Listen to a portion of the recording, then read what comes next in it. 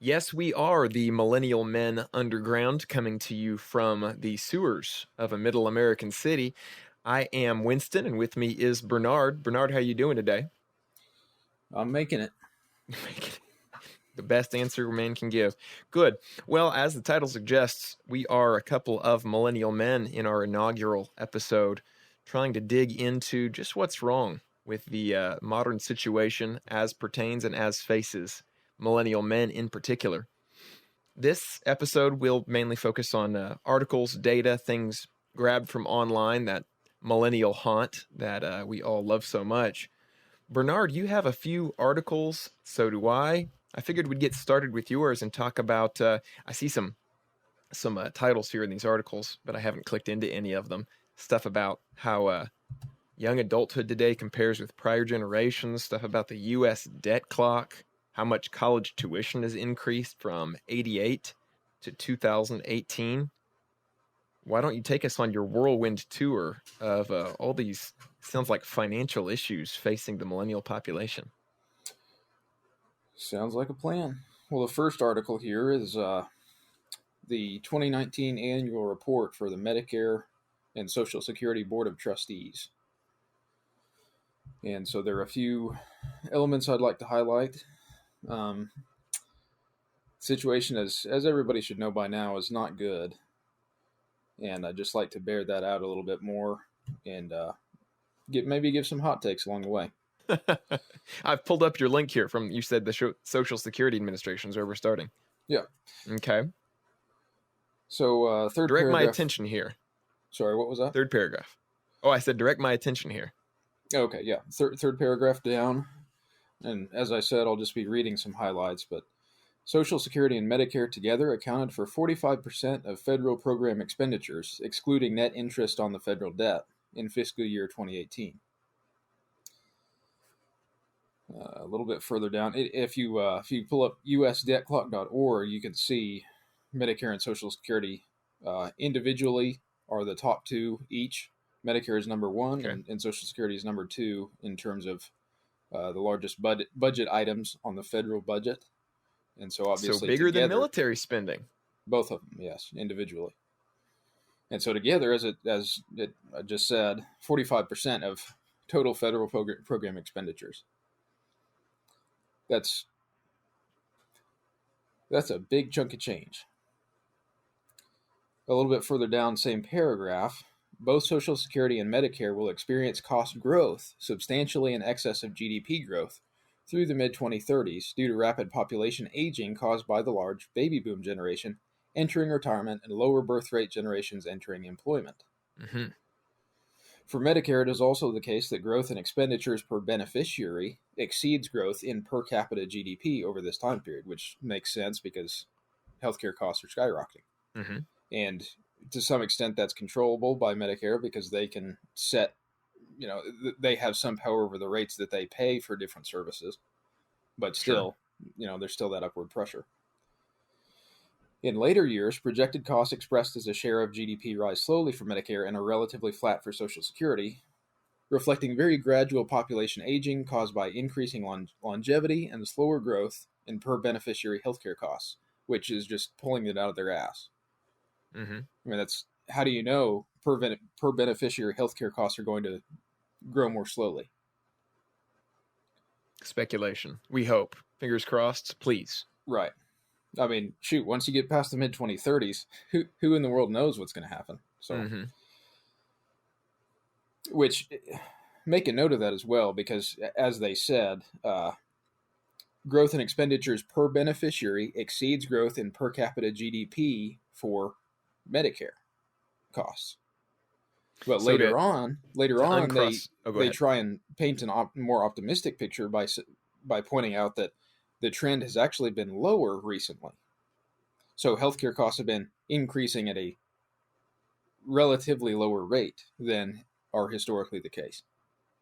So it's just interesting to me how it's contextualized depending on where you are in this report. Mm-hmm.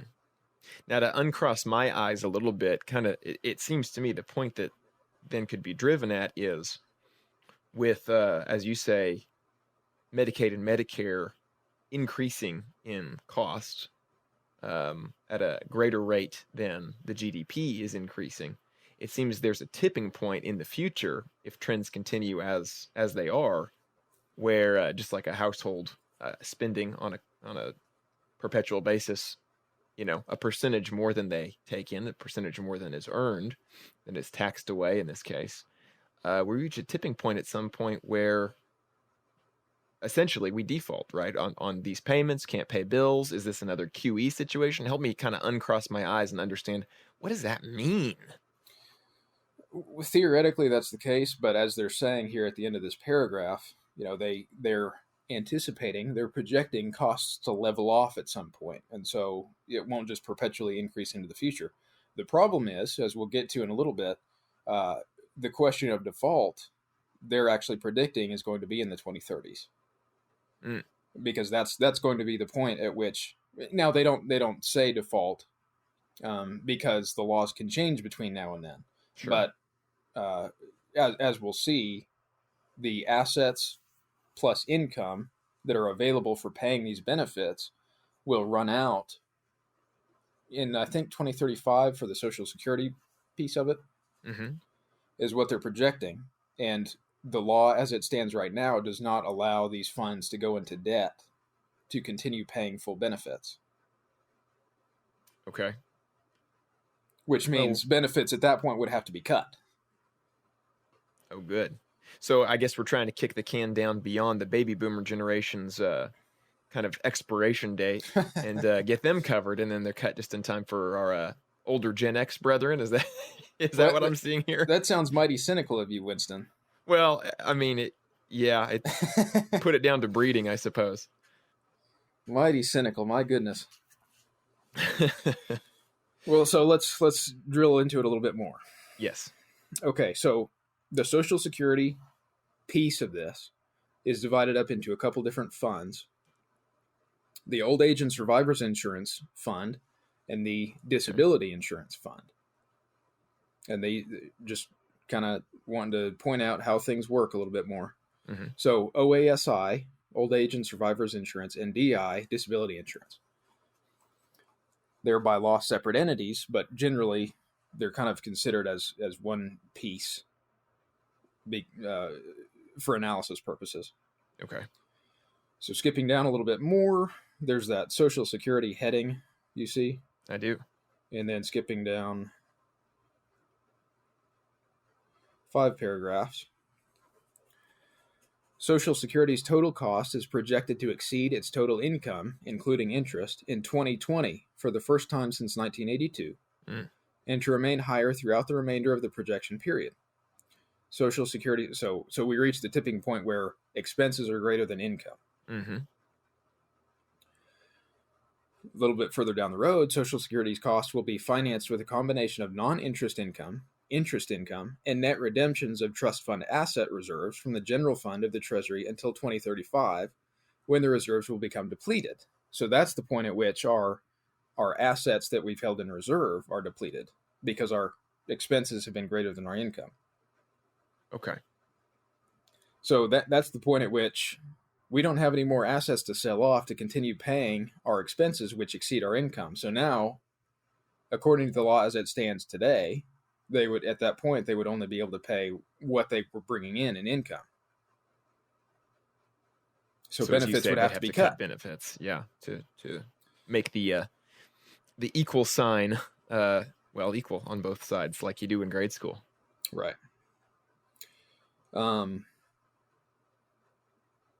The ratio of reserves to 1 year's projected cost peaked in 2008, generally declined through 2018, and is expected to decline steadily until the trust fund reserves are depleted in 2035. There's a graph down toward the bottom of this report that shows that, and it's a big peak, and it's declining quickly.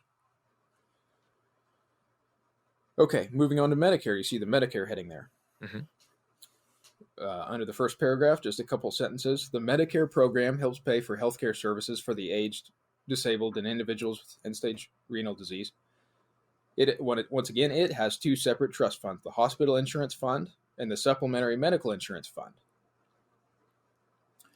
The hospital insurance is known as Medicare Part A, and the supplementary medical insurance fund is collectively Parts B and D of Medicare.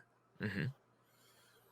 And I'd just like to point out real quick where the sources of revenue are primarily derived for these two funds. The hospital insurance fund is primarily paid from the Medicare payroll taxes that we pay. Okay. The supplementary medical insurance fund is paid not with the Medicare taxes that we pay. It is paid instead with premiums from the people who have signed up and with additional revenue from the general government budget. Okay. So when you're thinking about how much Social Security and Medicare costs you as a taxpayer who has to pay payroll taxes on your wages, there's some hidden costs there. It's not just what's coming out of your paycheck plus what your employer has to pay, which is about 15.3% of your wages in total. But beyond that, some of your income taxes are also going into Medicare. And of course, beyond that, there's a federal budget deficit. And so we're having to take out loans, we're having to sell bonds in order to make up the federal budget shortfall. So I'm just trying to point out this is welfare for the aging population. And it's coming out of your hide. It's coming out of our hide and our children's hide. Our hide because we're paying payroll taxes right now, and our children's hide because there's a deficit that is going to either have to be handled, or we and our children are not going to have our own benefits when it's our turn. Right. And of course, dealing with the whatever catastrophic fallout, a default or stock market sell-off because of the realization of all this just taking place all at once, whatever the case may be, whatever that looks like in the end, that's all its own cost of its own kind. Yeah, there's a cost there that's got to be paid, and it could express itself in several different ways. Mm-hmm. But the point is, at least at this point, that there's a transfer of wealth going on from working age people to elderly people. And it's taking shape in several different ways. Like I said, payroll taxes, income taxes, and future taxes that haven't been paid yet, and inflation. Well, so Bernard, I see where you're coming from here. Is really you just want to leave the elderly out on the street to starve, to not have any care for these disabled, these struggling. It mentions here the end-stage renal disease and the like, not to get their dialysis. You're basically just a heartless bastard who wants to cut these people off. Is that kind of what I'm hearing? That's exactly right. In other words, I'm just your typical millennial, right? Oh yeah, you don't care about anybody but yourself, and that's par for the course. And we here at Millennial Men are all about that. Exactly. We're just all about ourselves. No, what I want to emphasize is that when boomers, and I know that's a pejorative term, but sorry, we're going to use it here. When boomers say, "Well, okay, that's my Social Security, that's mine. I paid into that. I'm just getting back what I put in." No, you're not. Or certainly some individuals are, but as a whole, as a generation, they're not. They're getting more out than what they put in, and you can tell because the assets in the fund are going to run out once they're all full retirement age. A little bit after that, but basically before Gen X starts retiring en masse, the assets are going to run out and benefits will have to be cut. So if there isn't enough money in there to pay the benefits of your generation retiring, obviously enough didn't get put in the first place. Mm-hmm. So it's not something you earned and you put in. Now, like I said, maybe on an individual basis, depending on what your contributions were, depending on what your wages were and your payroll taxes were, maybe you could make that argument. But You definitely can't make that argument on Medicare. Nobody can make that argument on Medicare. So, as we've clearly laid out, millennials being all about ourselves, we just want ours. And so I'll put the question to you straightforwardly. Are we going to get any kind of Medicare benefits whatsoever? What will Medicare look like for us, if you had to guess? Well, I mean, first I'd have to assume that the Medicare system, the Social Security system, are still intact at that point. And I mean, I'm really not comfortable making that assumption all by itself. Certainly not without stretching a definition of intact. At best, you could say, yes, we might still receive benefits, but they would be drastically cut. And here's the problem. Here's the big thing that I'm driving at. Because working age people are having to pay these costs. And we're not paying all of them, but we're paying, obviously, having to pay them because we're working age. And as the costs increase, either inflation takes place because we can't pay all the costs, and so there's more debt, more money is printed, for lack of a better term, even though it's not literal, or we pay more in costs today. Because we have to bear that burden, it's harder for us to have children. Which means it's harder for us to generate a workforce who will be around when it's our turn to retire, who will pay in for us. Well, and not only harder to bear children, but also hard to settle on a nest egg for ourselves as well, whether that be an investment in some form of tangible asset like property, an investment in, I'm never going to say the stock market. I won't even go there. Exactly. And so not only will it be a lower benefit for us coming from Social Security, if any, when we are of retirement age, it's also going to be harder to save so that we don't have to depend on that benefit. Right. Outside of Social Security in a retirement fund or something. Right. So you can see a death spiral starting to form, where one generation didn't have enough children and they didn't save enough. And so they're dependent on this benefit, quote unquote, this retirement plan. And the next generation has to shoulder that burden, even though there's not enough of us. So we can't afford to have our own children, which means the next generation is even smaller. So you see the snowball effect taking place. Right. And on, as you say, multiple fronts as well. I mean, again, not just the children, but also the assets. It's all kind of part and parcel, but it all adds up to, or subtracts to, a net deficit of assets by the time our generation reaches the age of senescence, shall we say. That's disturbing. And when you talk about, well, we're just millennial men, and so we're just concerned about ourselves, or when I Absolutely. say that. Of course. Wait a minute. We're not the ones who are saying, wait, that I deserve this. I deserve Social Security. Well, I've made the analogy before, and maybe you can comment on how specifically accurate this might be. Obviously, every analogy breaks down at some point, but the analogy I like to make is the boomer generation is like the guy who goes to cash his check first when all the checks are issued at the place of employment, such as it may be. And for some reason, through an accounting error, a couple of zeros have been added on to his check, and a couple of zeros have been subtracted from everybody else's. And he cashes his check, and not only do the other people receive less because of an accounting error where zeros have been subtracted, but also because his check is so enlarged, there's not even enough money in the business account to pay all the other individuals who cash their check at a later time. Call them the next generation, if you will.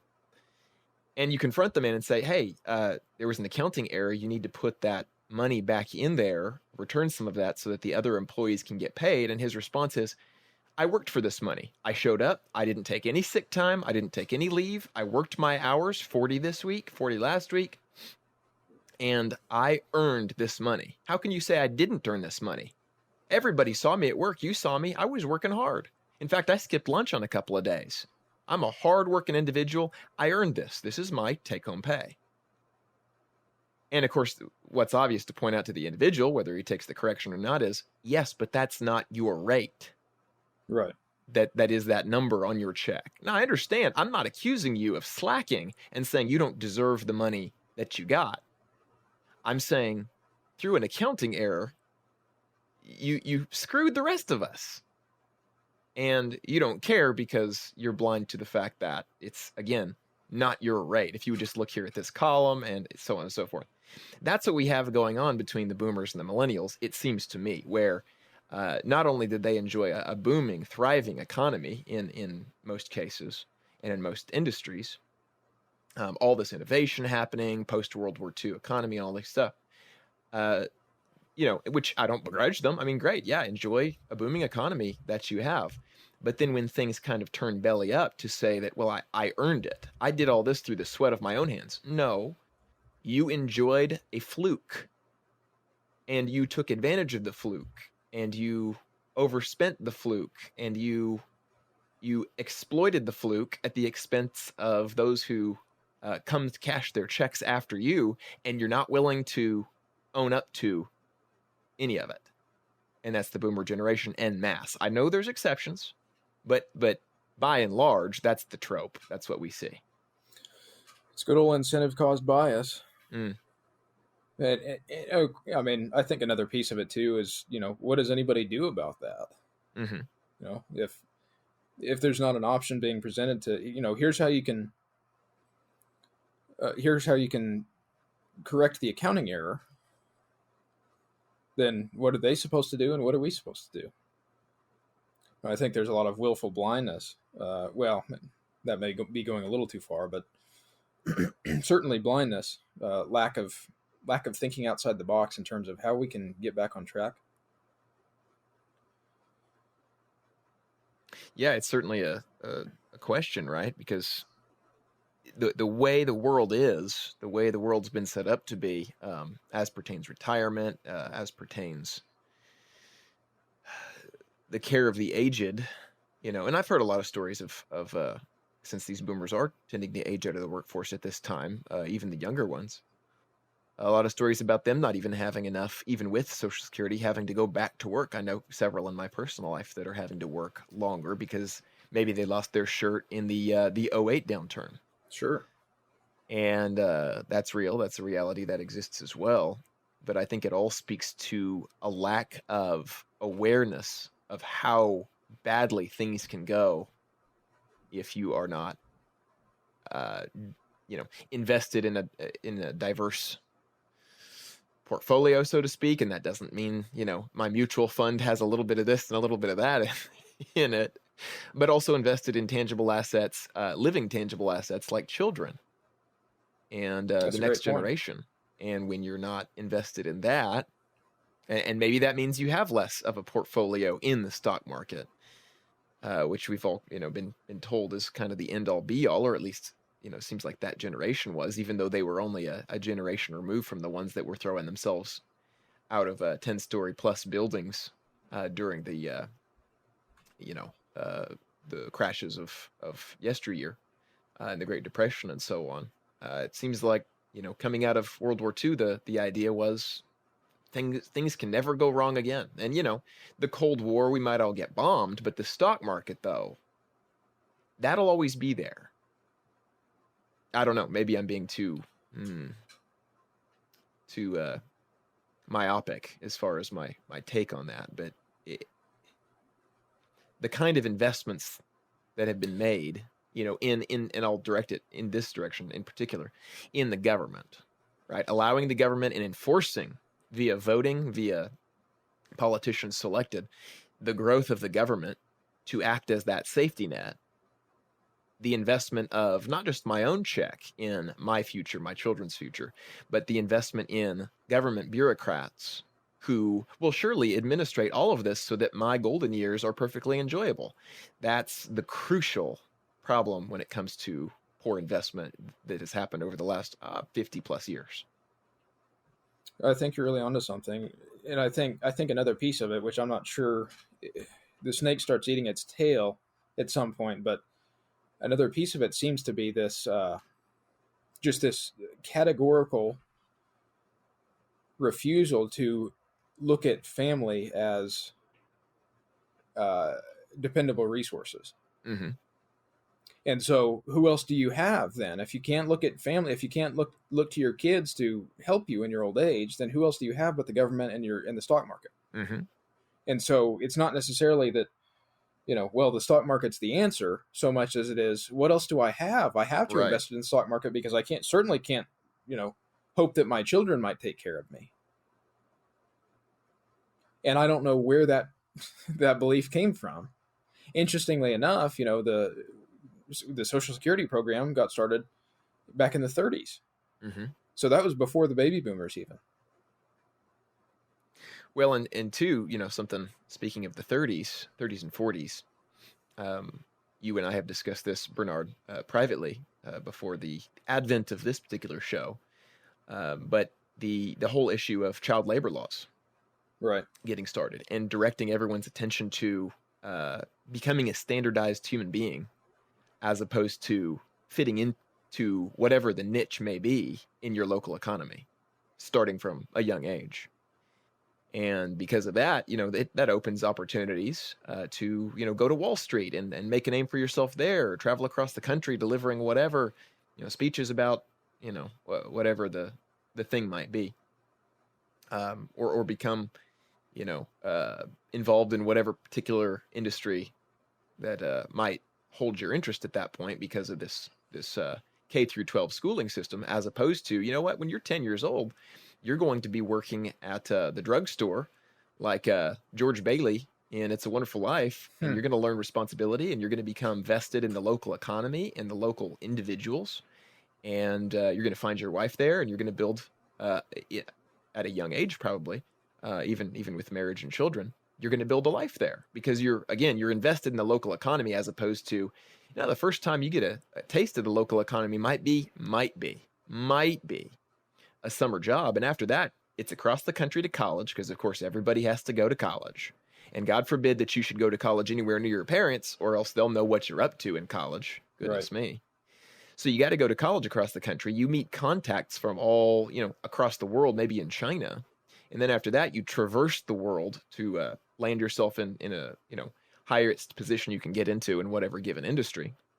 And all of a sudden, not only are you not vested in your local economy, but you are essentially distracted from forming communal bonds, forming bonds with individuals who are like you, that could, best produce the next generation in a stable 2-parent household.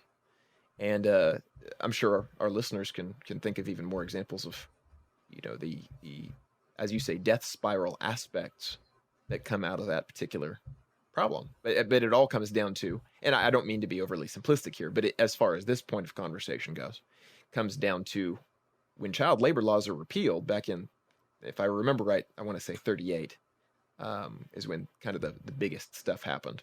But then into the 40s, some things as well. I have to revise or review that information. But 30s and 40s. And all of a sudden you have kids who, unless you're on a farm, unless your parents own a farm and you can find work there, and there are pockets of those places, and you tend to find, fairly responsible, well-adjusted adults coming out of those environments. But of course, a lot of the farms have been bought up by megacorps at this point anyway, so that's a dying breed in and of itself. But unless you have some kind of farm in the family, you are at the mercy of the, again, government bureaucrats dictating, which T's you're going to cross and which I's you're going to dot in what order. And because you're now a standardized human being, you can fit into anywhere in the global economy. You don't need to find a niche in your local community, which, as a result, probably dies depending upon the size, as everybody moves into the cities and you have all this aggregation in entertainment hubs, in high-paying, sophisticated places where the hoi polloi gather, aggregate, and make merry.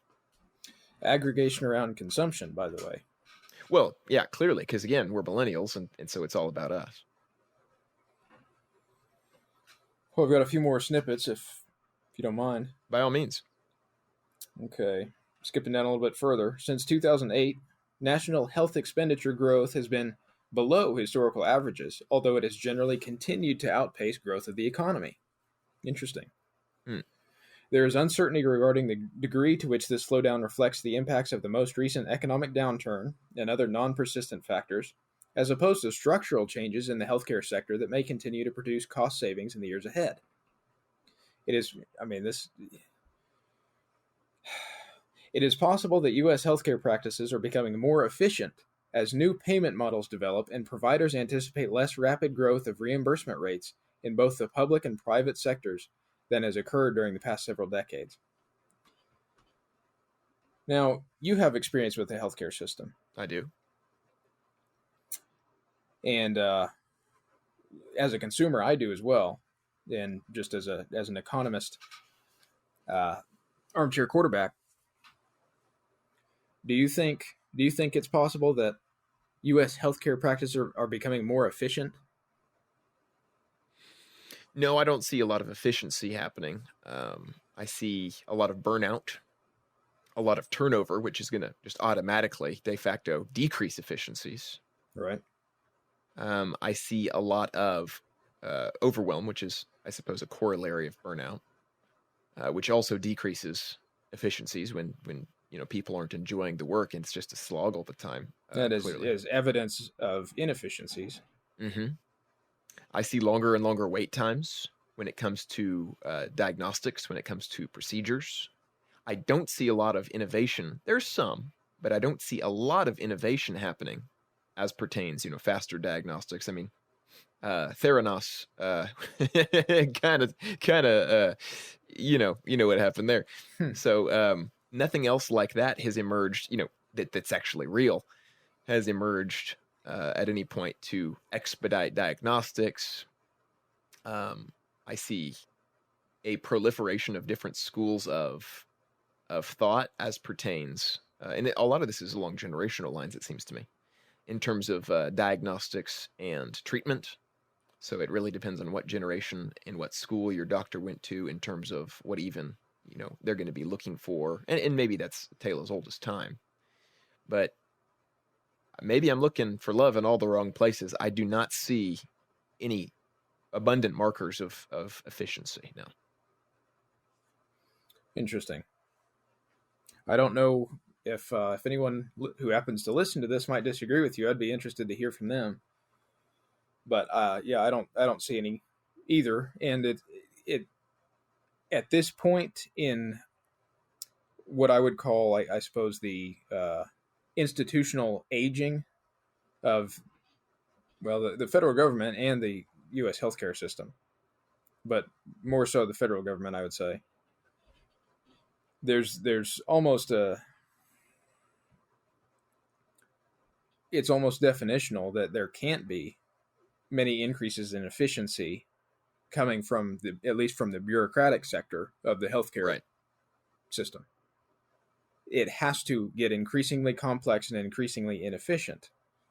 And that's in large part because requirements and standards are going to continue to become more stringent. Yes. And what that means is you need more paper pushers to make sure all the requirements and standards are being met, which is more inefficiency ultimately, because it's less people doing the things and more people checking on the people who do the things. Right.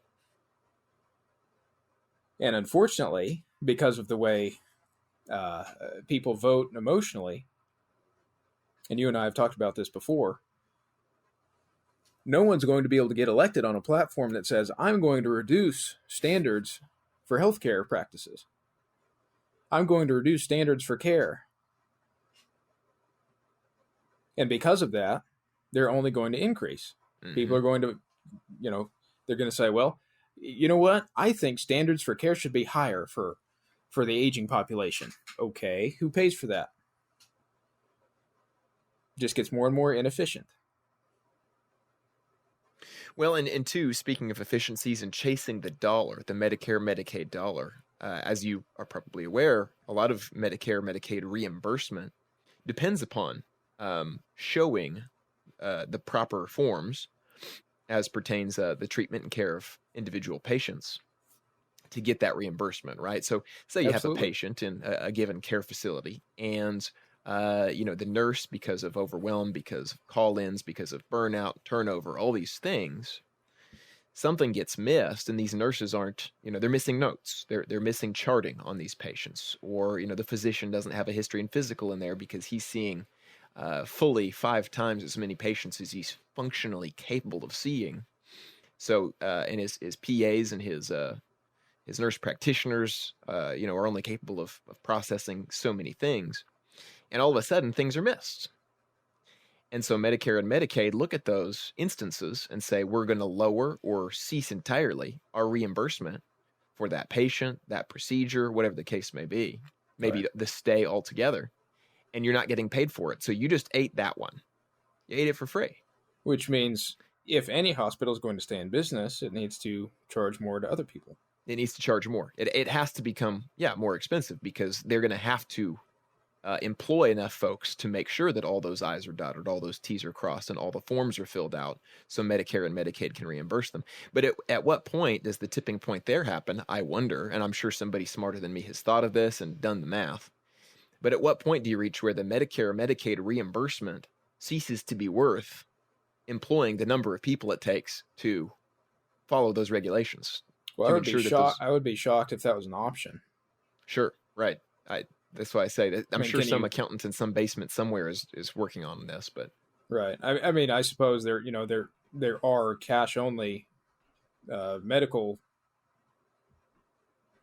providers for at least certain kinds of procedures, but I'd be shocked if a doctor or if a clinic or whatever could turn down patients because they have Medicare. yeah, I wouldn't. At which point you have to employ the people to check those boxes, even if you're losing money on it. Right. And in which point facilities start to go out of business and Wait. or start to aggregate under one big umbrella roof. Right. And you'll have 3 and maybe eventually 1. Hey, there's our move towards, single payer healthcare, organization over all of it, because that's the only way to be efficient enough to Theoretically. to keep the doors open. And that is, I think, and this may be speculation again, there's people more knowledgeable and who keep a closer eye on this than I do, but that seems to be the way it is working, is we squeeze the small guys hard enough on these regulatory issues, whether that's the overt intent or not, and I believe it probably is at some level.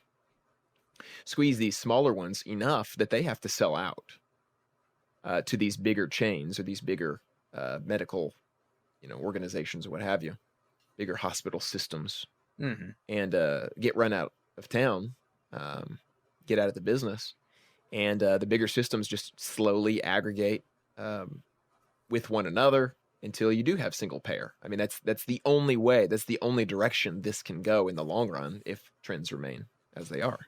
But the interesting thing about that is that it's government in large part. Now there are certainly corporate malfeasance as well, but in large part there are government requirements that are putting the strain on small medical providers and causing the system to get more expensive and to move toward what is essentially a single payer system, even before we get to the actual government ownership of that single payer system. Right. Large corporations being the ones providing the care. It's akin to doing away with the Second Amendment by attrition, by a war of attrition, just banning automatic firearms, banning such and such caliber bullets, this, that, and the other thing. So as far as it's not, the Second Amendment's still in place, on paper. It's just, it's a death by 1,000 cuts, a war of attrition that just takes it out. But so in terms of the medical industry, it would be the government putting more and more pressure on medical companies to the point where nobody can run a business and make a profit except at exorbitant rates that they're charging the general public. And the general public gets so sick of it, they decide, you know what, let's have the government take it over because surely that'll be better. Right. That's the other side. So the government's created its own market. Okay. Moving down to the conclusion, notwithstanding the assumption of a substantial slowdown of per capita health expenditure growth, the projections indicate that Medicare still faces a substantial financial shortfall that will need to be addressed with further legislation. And what else did you address it with? Yeah, it's got to have Right. that legislation for sure. Sorry, I cut you off. Such legislation should be enacted sooner rather than later to minimize the impact on beneficiaries, providers, and taxpayers. Obviously. Signed by the trustees. So I really don't envy these people. I mean, I suppose they probably have a pretty sweet gig, and so on an individual level, maybe I can't envy them, but they're in a tough position. They're saying, "Hey guys, hey government, we're going to run out of money. We're going to have to start telling people no at some point. Mm-hmm. You need to fix this." Kind of like the border agent situation. Mm-hmm. Hey, if we're tasked with enforcing the law here, we need resources. We need your support. You need to fix this, and the politicians don't fix anything until it's an emergency. Okay, or until it's something they can grandstand on. Right. But the ultimate effect it's going to have is the can gets kicked down the road and it gets worse and worse until most of the baby boomers are at least well-aged, if not dead. And millennials, Gen Xers, and on down the line, Gen Z, are left holding the bag. Mm-hmm. Figure it out, kids. Yeah, good luck to you. Good luck to you. We earned this mortal coil. Look at my check. It's right here on my check. I worked a whole 40 hours. My check says I worked a whole 40 hours. So I earned it. Whatever this number says, I earned it. I'm going to skip down here to, there's chart A, Social Security and Medicare cost as a percentage of GDP. This kind of makes your eyes bug out, I would think. In 2019, the combined cost of the Social Security and Medicare programs is estimated to equal 8.7% of GDP. The trustees project an increase to 11.6% of GDP by 2035.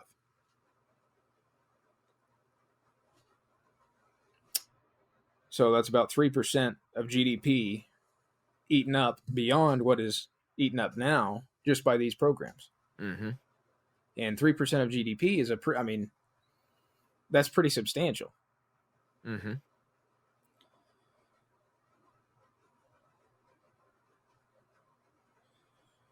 Now, I guess it's worth noting as well, as they say a little bit further on, the projected costs for these programs depicted in Chart A and elsewhere in this summary reflect the full cost of scheduled current law benefits without regard to whether the trust funds will have sufficient resources to meet these obligations. So those costs are the full costs, even though we won't have enough money to actually pay them.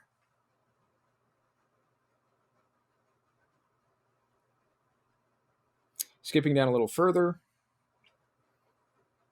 there's chart C, which shows the sources of funding for Medicare.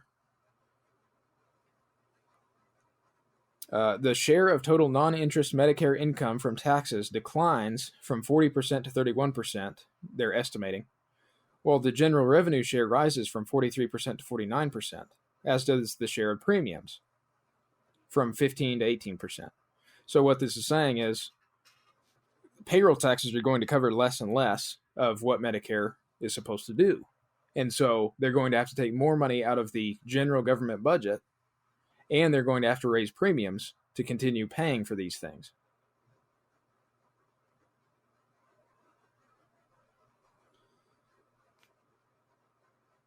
Well, I can't wait to see my checks here in 10 years. Right. And the garnishments that I will be accruing with healthcare costs as I get older. Yeah, can't wait to see how much it's going to take to pay for the benefits that the older generations earned. Mm. Okay, but then the Medicare Parts B and D, as I mentioned earlier, those are not paid for by the payroll tax that we pay, the Medicare payroll tax. They're paid by premiums that people with those who have elected to have Medicare Parts B and D pay each year, and they're also paid out of general revenues from the government budget. Okay. And general revenues finance roughly 75% of those costs right now. So the premiums they pay don't quite make up the rest of that 25%, but that would be the substantial part is the premiums they pay. The other 75% is coming out of our income taxes. So as I said before, we've got our payroll taxes that we pay. There's the payroll taxes that our employers pay for us for the privilege of employing us. Mm-hmm. Then there's income taxes that we pay that go into these programs, or at least the Medicare piece. And then there's the inflation involved, again, in taking out more government debt so that we can pay the bills each year.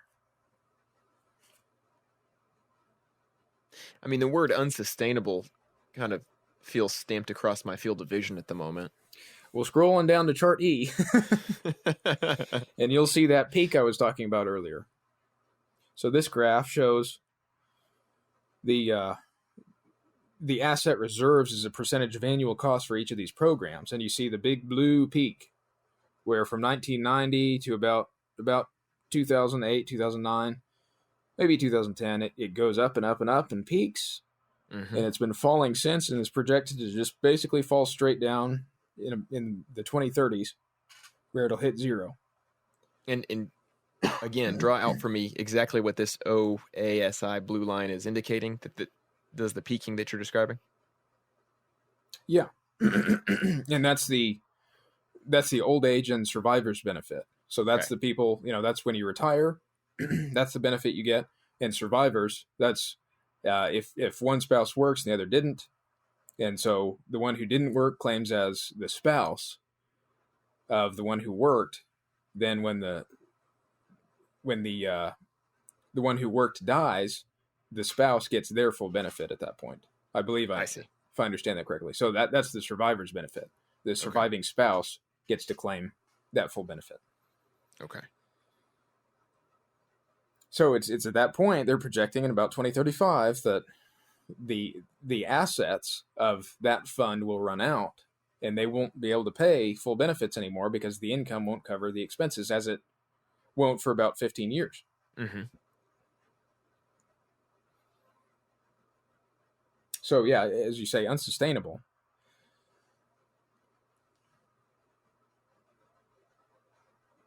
So our way of life, everybody knows that, right? I mean, everyone who everyone ought to know that who could be impacted by it. And so for someone who's retiring in the next few years, who's saying, well, I earned that. Well, how can you say that if you care to understand what's going on? Mm-hmm.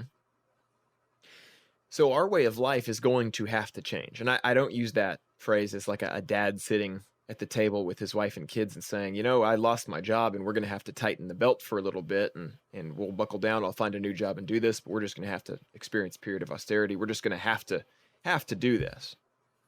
I use it more in the sense of what goes up must come down, as a sense of mathematical and mechanical inevitability, where one way or another, whether some programs change and, the government actually, is effective at something for once and reverses this trend or fixes this somehow. And goodness, I'm not the brainiac to figure that out.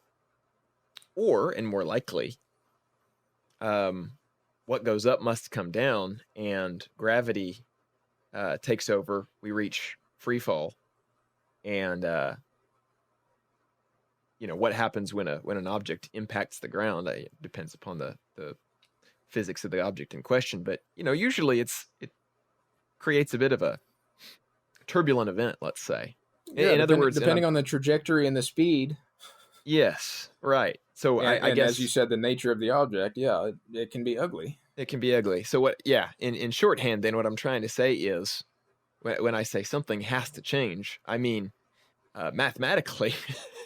As the egg is on collision course with the wall, well, something's about to change. Right. Something's about to change, yes. And as far as what could change that might do the trick, maybe theoretically there could be some government policies that would change, or laws that would change, that would either reduce benefits, or step down benefits over time, or they did increase the full retirement age finally, Mm-hmm. like 25 years too late, Mm-hmm. 30 years too late, but they only increased it 5 years, and that's stepping up as we speak. And that's kind of a half measure. But then, apart from that, what could theoretically change is, families could start living together again, extended families, as in grandparents living with children, living with grandchildren. And so there would be less overall housing consumption. Just basically finding more efficient ways to live, so that your family is able to pay for everybody, able to take care of everybody. Would that be multiple generations, in the sense of this generation gets grandma and grandpa's summer home, and this generation, stays at grandma and grandpa's winter home? And well, is that what you mean by living together? If you've got that situation, sure. Unfortunately, a lot of people, a lot of grandmas and grandpas aren't in that situation. No. And so, the question becomes, okay, well, who do you trust more? Do you trust your kids enough to move in with them and ask them to take care of you in your old age, and you'll contribute some financial resources, but, or do you trust the government more? And I don't think a lot of people have asked themselves that question. Mm-hmm. Because I don't think I don't think they understand that they need to be asking themselves that question. But, what do I know? I'm just a millennial. I mean, yeah. Speaking of, I saw something on Twitter blow up about this months ago. This idea of living, in a multi-generational context is just absolutely repugnant to a lot of people. Absolutely repugnant. And on every level. Had you seen something indicating that? A bunch of reeing and shrieking on Twitter, yes. Yeah, okay. Yeah, that was a situation where it was put forth that a multi-generational context might be better for building familial wealth. Oh man, it's unbelievable, the power of it. And when you say the power of it specifically, you're talking about the power of building familial wealth. Is that right? Yeah. To put it in succinct terms, the key to building wealth more than anything is to get on the positive side of the compound interest equation. Mm-hmm. If you're on the negative side, if you're in debt, you're paying interest, etc., that's obviously a drain on financial resources. If you're on the positive side, then your money's working for you, generating wealth while you sleep. Well, if a family works together and economizes, they have more resources available to them as a group to get on the positive side of that compound interest equation and start the growth than each individual family trying to do it on their own while they're raising kids. Mm-hmm. And so speaking of kids, I mean, that kind of gets back to the point we raised earlier about the question of child labor laws as well, right? Because you can have the kids start contributing to positive economic growth a lot earlier if you're not dealing with the whole, got to wait till they're at least 14 to pitch in. And then further down the road, got to get the whole education, 18, 22, well, maybe with a master's degree, 24, 26. What are we up to now before we can start being positive contributors? A quarter of the lifespan, and then even then, you graduate at 26. And I was doing this calculation a while ago. It's another article we can go through, but even then, at age 26, you're graduating with student debt, student loan debt, and so you got to pay that off before you can pay off all your debts, which represent being on the negative side of that compound interest equation. Before you can get on the positive side. And I said a quarter of the lifespan. It's more like unless something dramatically changes, for most people, it's a third. Probably at least a third. At the 1/3 mark of the lifespan being over, you're still and grossly still on the negative side of that compound interest. And let's say, just for the sake of the argument, you're just getting back to even. So now, at 33 years old, you are or say 32, 30, depending on how long you expect to live, but you're just now getting on the positive side of the compound interest equation. Well, the power of that has to work itself over time. So just the fact that you're on the positive side now doesn't really mean a whole lot, because you've still got to wait a long time before that actually has power to generate anything for you, which means you've got another third of your life before you're hoping to retire. And then the last third of your life, you're hoping to be retired, theoretically, based on current expectations and laws. Right. So the first third of your life, you're consuming and trying to get back on top of that equation.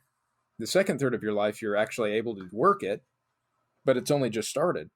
And then the third third of your life, you're trying to rely on that to provide for you. It just doesn't work out.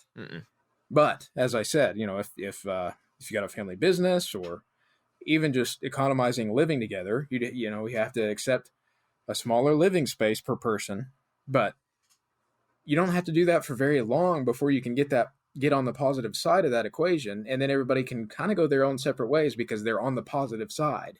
Right. The compound gains, as you say. And it's starting to accrue. So, like I said, the power of that is, if you do it early enough, it's incredible. And that's, for millennials, the chance, if you're not in that situation already, the chance is virtually past at this point. Well, it's always better to start sooner than later. yeah. That's the best time to do whatever. Well, it's 20 years ago. Second best time. But there are other efficiencies as well, such as, say a retired grandparent. Or a grandparent that just doesn't work. Maybe it was a wife who's a homemaker her whole life or something. Well, if her children are out of the house, they're all living on their own, she may have less to do. So she's not occupied to the degree she could be, and maybe wants to be. Well, she may not be able to do, hard productive labor, but she can certainly do things like watch kids, change diapers. And so, with this, every individual family having their own separate house that are either miles or hundreds of miles away from each other, you've got one potential for unused labor sitting and watching Fox News or whatever. And then you've got a need for labor in the house of the family with young children that's just having to be taken care of by the people who would otherwise be producing wealth out in the world. But that's not glamorous. Wiping butts, whether it's your children's butts or your parents' butts, that's not glamorous. You got to outsource that to somebody. Probably a third world import or something like that, or at least somebody you can pay a minimum wage, because God forbid it should. But if it was grandma, it would be free. Your luxury account. Because what now? If it was grandma, it would be free. Yeah, and she'd be enjoying herself, debatably. as opposed to paying someone who really kind of hates these kids because they get on her nerves, but she's got to have a job. And again, it's getting paid minimum wage because, God forbid, that the childcare should cut into our luxury budget. Right. Yeah, it's priorities. And I think maybe that's the clincher for this first conversation here is priorities are crazy around these parts for the last, generation, I don't know how far, maybe for all time, but in particular this current expiring generation. It's particularly obvious, at least. It seems the chickens are coming home to roost in terms of where the priorities have been for so long, that now the proof, so to speak, of the pudding is in the eating, and the eating is now taking place, and it tastes like crow.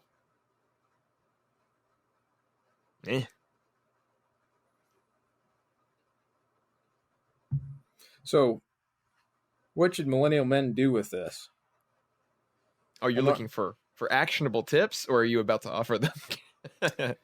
Well, if anybody has ideas, I'd love to hear them. Yeah. As far as for me, myself, I think if you can convince your family to kind of get everybody on the same page and work together, pull together, that everybody could be better off, especially if people are willing to make short-term sacrifices. Beyond that, I think the main thing that I was hoping to express is, hey, millennial men in particular, there's a lot of hard things that we're facing, and it's not our fault, at least not all the time. Mm-hmm.